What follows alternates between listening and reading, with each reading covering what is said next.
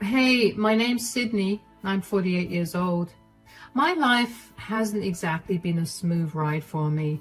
I've had a lot of ups and downs, but throughout it, the one person that kept me going was my son, Connor. So when my husband got in the way of my son's future, I left him, but karma always has a way of coming back to get you. So allow me to tell you my story. My son, Connor, was a result of my first marriage. I was married to a very abusive man who couldn't have cared less about me or Connor. He was a good man at the start of our relationship, but after we got married, it became clear that I was just a baby-making machine to him. I suffered a lot because of that, and when I eventually did manage to carry a pregnancy to full term, I was blessed with Connor. But as Connor began to grow older, my ex-husband began to neglect him again. He began to then pressure me to have another child. Of course, I didn't give in because he only wanted babies, not actual growing up children. My ex only got worse after that. He began to take his anger out on Connor and me. I couldn't get out because I was fully dependent on him as a stay-at-home mom, and my family was too far away to help. One day, while my ex was picking Connor up from school, he happened to get angry about something small that Connor did and lost control of the wheel while he was yelling at Connor. They ran through a stoplight and got T-boned by oncoming traffic. Unfortunately, Connor took almost all the impact, and for a long while, he was in a coma. And for a long while, it was touch and go for me. I knew when I got the call from the hospital that I had to find a way to get away from my ex, no matter how. When Connor finally woke up, we found out that he could no longer move his legs. He was paralyzed from the waist down. Connor was only 6 when this happened, so he was beyond devastated to find out that he could not move his legs. Add to that the abuse that he'd had to endure because of his father, and Connor was a mess. Connor remained in the hospital for well over a month because he was severely injured, and in that time, I began making preparations to run away with him. My ex did not seem remorseful at all, and instead kept complaining about how high the bills were because of Connor. It took every ounce of self-restraint to keep my mouth shut around him because I could not risk giving my plan away to him. When Connor was finally set to be discharged, I told my ex I'd pick him up. When I got Connor into the car, I drove and drove until I was almost out of gas. It took a while for Connor and I to finally relax since we no longer had to deal with my ex. I spent the next year working really hard and saving up as much money as I could for Connor. I did my best to help Connor get through his mental blocks, but with how hard I had to work, I couldn't do a good job with that. And then I met Miles, my most recent ex-husband, who I never thought would be an ex. Miles and I met because I worked at a bar and he frequented it with his sister and her friends. We ended up getting to know each other and over time developed feelings for each other. The first thing I did was introduce Miles to Connor and let him know that Connor and I were a package deal. He did not seem upset by that at all and still pursued a relationship with me. We dated for 3 years, and in that time, he really stepped up and became a great father to Connor. Connor and him were practically inseparable, and I was really happy that Connor finally had a positive male influence in his life. Miles and I got married, and Connor and I moved into his house. For the next few years, life was good. The only issue we were facing was Connor's grades. He was still struggling mentally and about the loss of his legs. He couldn't cope with the fact that there would be things he would not be able to achieve. I tried to get him counseling and therapy, but he did not seem open to that. Miles and I also tried talking to him, but it was to no avail. One day, Miles came up to me while I was in my home office, and he told me we needed to talk. "We need to talk." "Yeah? What's up?" "I was doing some accounting work for us, and I realized that a huge portion of your earnings are gone. I rummaged through your stuff and I found documents for another bank. Do you want to explain yourself? Why did you go through my stuff? Couldn't you have just asked me? I didn't think you'd readily tell me. I would have. Do you not trust me? I trust you, but you're dodging my question. Why do you have a separate bank account that I had no idea about? I'm not dodging your question. I just feel a little violated since you went through my things without asking me. But since you want to know so badly, I opened that bank account at the time of my divorce from my ex-husband. That's my savings for Connor's future education. Future education? Do you really think that he'll be able to do anything? What are you implying? I mean, think about this rationally. Connor is barely getting through school right now. He got put in extra classes because he's failing every class. So, do you think that he shouldn't be given an opportunity just because he's struggling? He got paralyzed because of my ex-husband's negligence, so of course he's struggling right now. He's still getting accustomed to the changes that his disability has brought about. He has 6 months until he graduates high school. Do you think he'll be able to get over his emotions in that time and actually go to university? It's been years since he got disabled. And if he's still struggling, then do you think he'll improve? We've changed schools 1,000,000 times, and each time they've told us that unless Connor gets over his stupid hang-up, he's not going to get anywhere in life. Are you seriously saying that trauma has a time limit? After which it's not supposed to affect you? Who cares what those schools have said?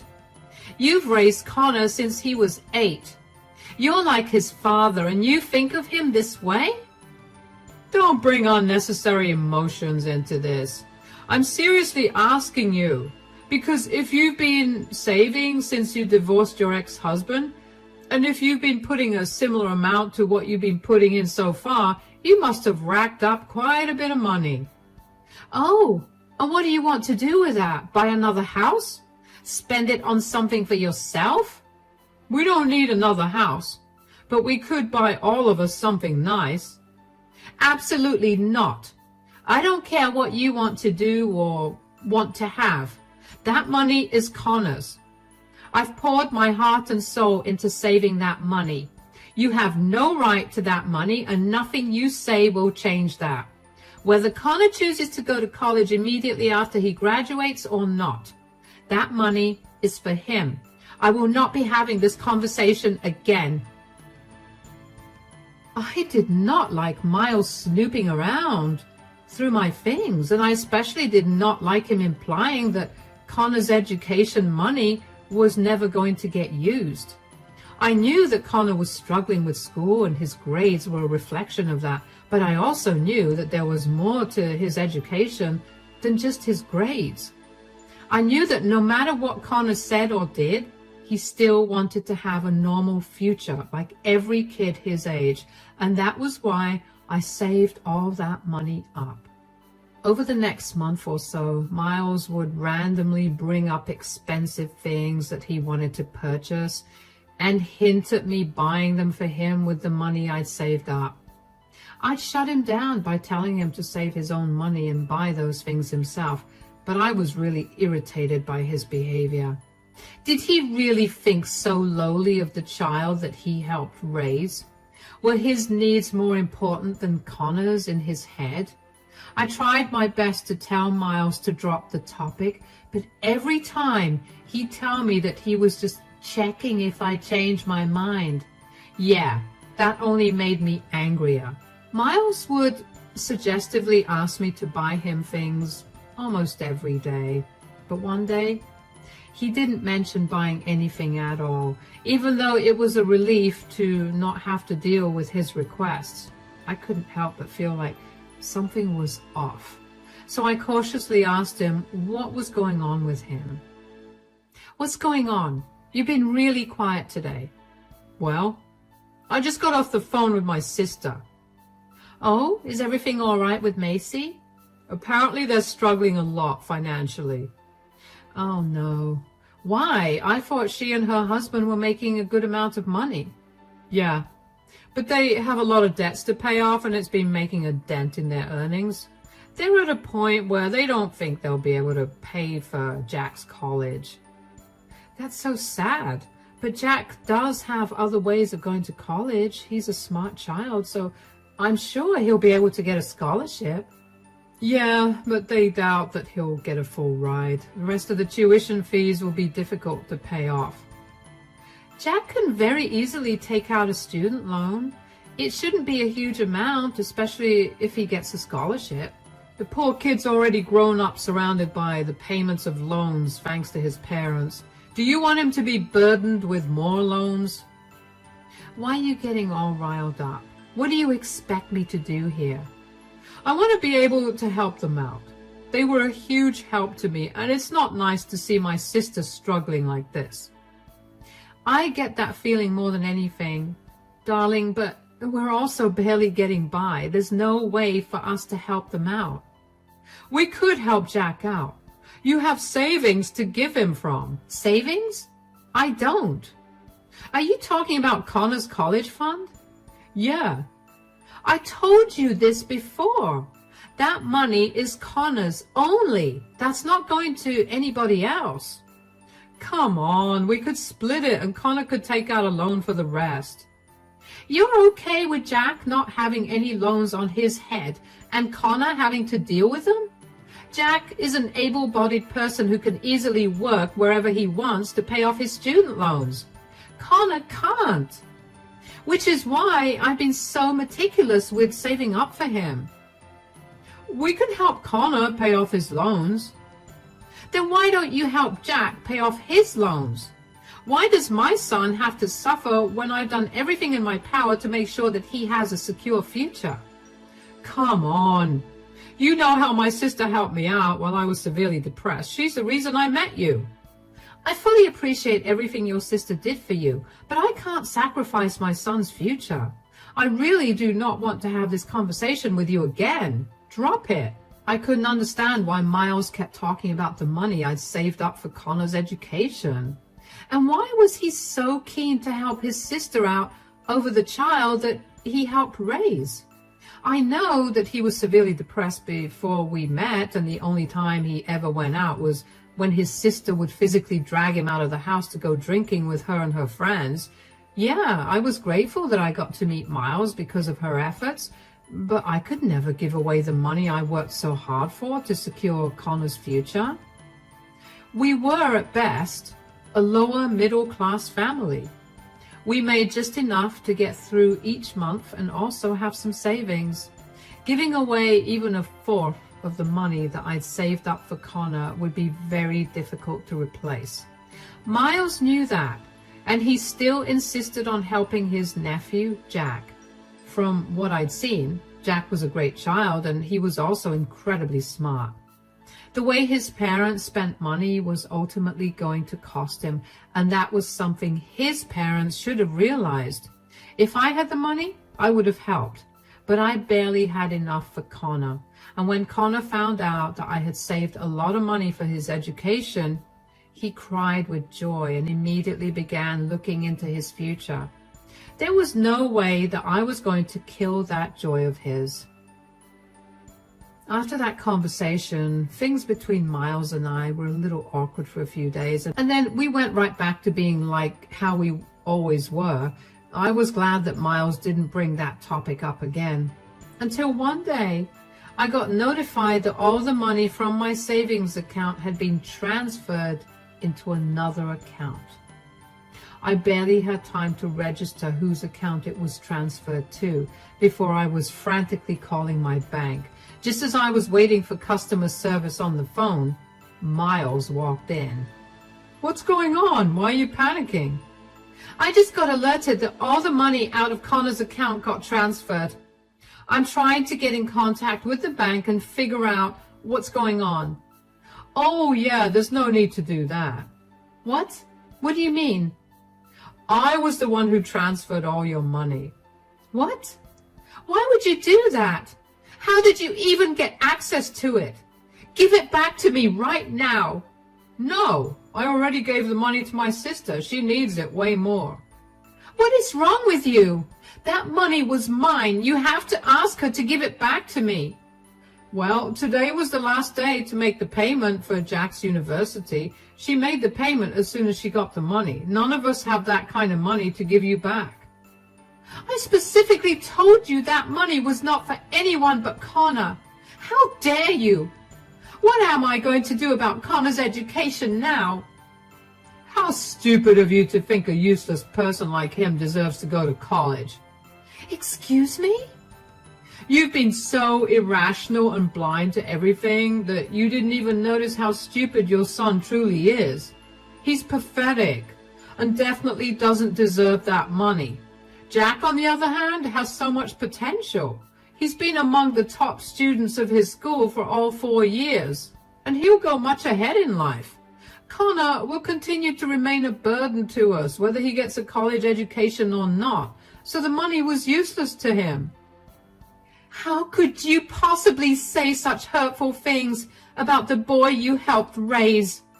I'm not trying to be hurtful. I'm simply stating the truth. I will gladly support Connor for the rest of my life. I just saw a future education for him as useless, as he will be. You're a disgusting man. I can't believe I ever let you in Connor and my life. I want nothing to do with you anymore.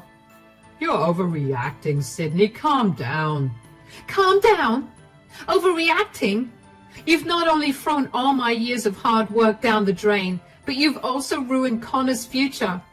Do you really feel no remorse? Not at all. I love Connor, but I'm also a realist at heart. Here's a taste of reality for you. I'm divorcing you. I don't want you in our lives anymore. Do not even bother contacting me or Connor again. You'll come to your senses eventually, and then you'll come crying back to me. I'd rather die than come crying back to a heartless monster. I can't even begin to describe to you the kind of anger I was feeling at that moment.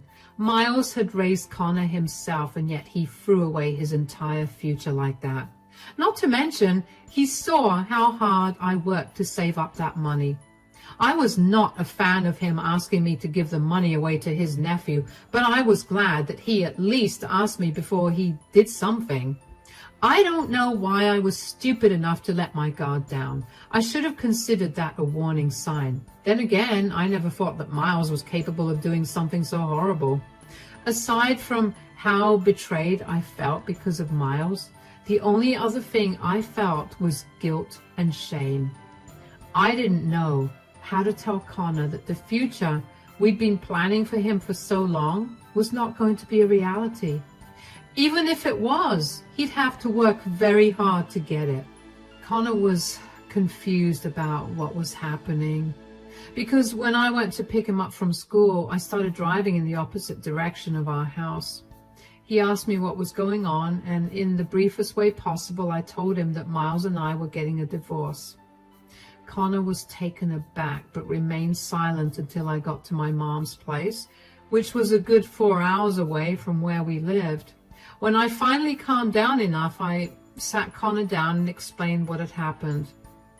He was devastated that he would not be able to go to his dream college without having to take a huge loan out, and even angrier that Miles had done that to us. It took a while for us to get back on our feet, but luckily, Connor only had to go to school for his finals. He had enough attendance for him to skip the last 2 weeks of school, and I talked to his principal to make sure it was okay as well. After that, Connor began applying to various colleges. He worked hard and managed to get good enough grades that he would definitely be able to secure a scholarship, which he did. He didn't have to take out a huge loan, but the loan he took out ended up being a feasible amount to pay off in the next 4 to 6 years. After Miles left us, it was like a switch flipped in Connor. He asked me if my offer to take him to therapy was still on the table, and of course, I said it was. Starting therapy was like a miracle for Connor. He went from being pessimistic and dull about everything to being one of the happiest people I know. It was amazing to see my son look so full of life. Connor even opened up to me a lot about what he'd been struggling with at school, and I apologized a lot for not being there for him enough. Connor worked really hard in college, the most I'd ever seen him work, if I'm being honest. Aside from working, he also made a good amount of friends. One of these friends was the son of a business mogul in the town we used to live in with Miles. Connor ended up making a great impression on his friend's dad, and so his dad offered him an internship at his company. Connor performed really well at the internship. In fact, he did so well that his friend's dad offered him a salaried position as the manager of a certain team. Of course, Connor took it, and he was set to begin working there as soon as he graduated. As for Miles and I's divorce, it took a long while to process, but when it finally came through, I felt great. I found a new job, and this time I had my mother to help me out as well. Connor was no longer at home a lot, so having some company was great. I hadn't had any contact with Miles throughout Connor's years at college, which was about 4 years, and I was beyond glad about that. But one day, while I was out for coffee, I felt someone tap my shoulder. I turned around and saw Miles. "Sydney, can we talk?" "What in the world? How did you find me? Have you been following me?" "No, I happened to be in town for business, and yeah, I did my best to find where you were. I happened to see you at this cafe, so I figured I could come and talk to you." "I don't want to talk to you. Bye." "No, wait, please. Could we have one conversation? I'll buy you coffee." "I don't know what it is you want, but I'm not giving you anything." "I don't want anything. I just want to have a quick chat, please." "Fine, make it quick. I have to go home and cook dinner." "Yes, of course. Here, let's sit down." "Why are you being so nice to me right now?"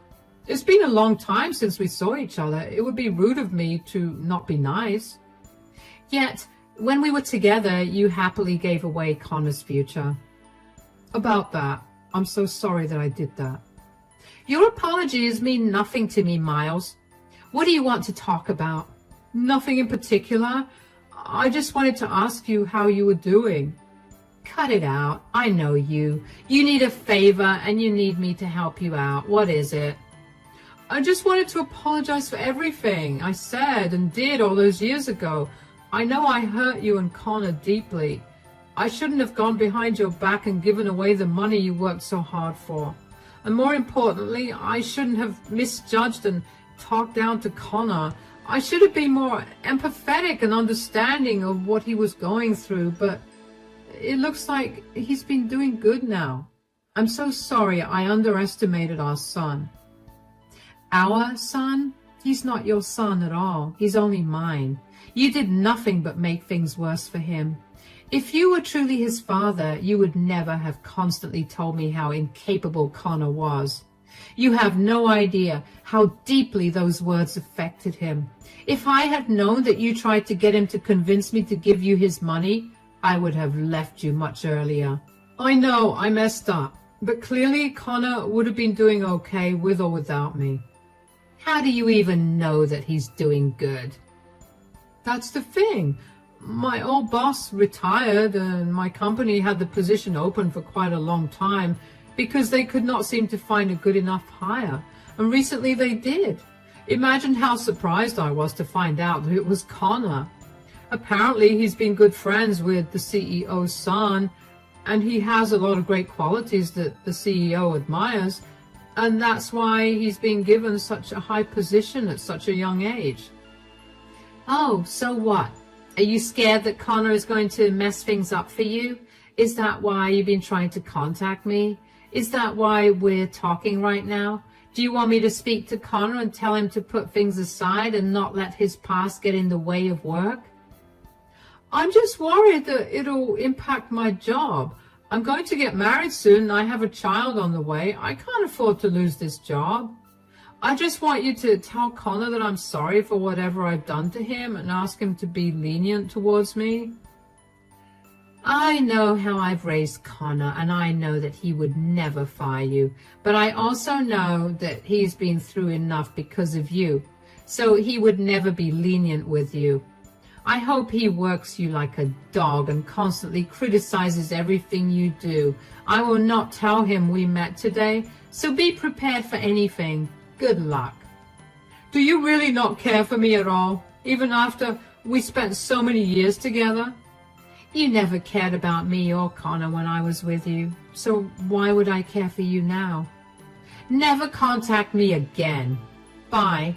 I cannot even express in words how happy I was to hear that Miles was working under Connor. It really felt like karma had come back to finally teach Miles a lesson for being so cruel to him. I did feel a little weird because Miles did track me down to have that conversation, but that weirdness was quickly taken over by joy at finding out what the new situation was for Miles. I was surprised to find out that Miles was going to be a father again, and although I did know that Miles was not going to lose his job because of Connor, I was sure that he was going to suffer a lot. I hoped that Miles was a better father to his new child than he was to Connor, because no child deserved what Connor had to go through. I kept my word and didn't tell Connor about my meeting with Miles. Connor hated Miles with a passion, so finding out that I voluntarily spoke to him would have made Connor upset. Anyway, when Connor found out that Miles would be working under him, the first thing he did was call me to inform me about the new situation. He asked me if it would be right for him to fire Miles, but I reminded him that would be considered wrongful termination and the company would suffer for it. He was given the position because of the trust the CEO had in him, so he shouldn't ruin it because of his personal feelings. I could tell that Connor was frustrated, but I reminded him of how I raised him to be kind yet strong. What followed after that was simply hilarious to me. Over the next 7 to 8 months, Connor was brutal with Miles. He'd set the highest expectations and targets for Miles to achieve and would openly criticize him in front of all his colleagues. Connor did that not only because of his feelings, but it turns out Miles had actually been a very lousy employee whose mistakes had been costing the company quite a lot. Miles simply brought them to light in front of everyone, and let's just say that the rest of Miles' team was not happy about that. Miles quickly became an outcast among his colleagues, and he was forced to stay behind and correct a lot of his mistakes. He tried to talk to Connor about going easy on him, and even let Connor know that he had a child on the way, and Connor laughed in his face and told him that he would not be going easy on him, and also told him to treat his new child better, or he would find himself in a worse position when he was much older. Miles then tried to contact Connor's boss in HR to complain that Connor was treating him differently because of a personal grudge that Connor held against him, but Connor was prepared with the proof of Miles's negligence at work. He told HR and his boss that he was only treating Miles differently because Miles didn't seem to respond to any other way of doing things. When the company reviewed Miles' work, they were appalled and told Miles that the only reason they'd let him stay was because they were seeing improvement in his work, thanks to Connor. They told him that he was free to leave if he wanted to, but knowing his predicament, Connor and I knew that he couldn't leave the job. So he is still suffering under Connor, and that makes me unbearably happy. Connor and I are doing great now. We feel like this new development is a great closure for both of us. It took us a long while to adjust to Miles's absence and his neglect, but now that we've managed to move past that, we're both in a happier place. For those of you wondering about what happened to my ex-sister-in-law's child, Jack, who got all of Connor's money, he ended up dropping out of college halfway through and running away with his girlfriend, who he got pregnant. He's barely making a living right now, and he has no contact with his family. The only reason I know this is because I'm still close with some of Miles's family, and they told me this.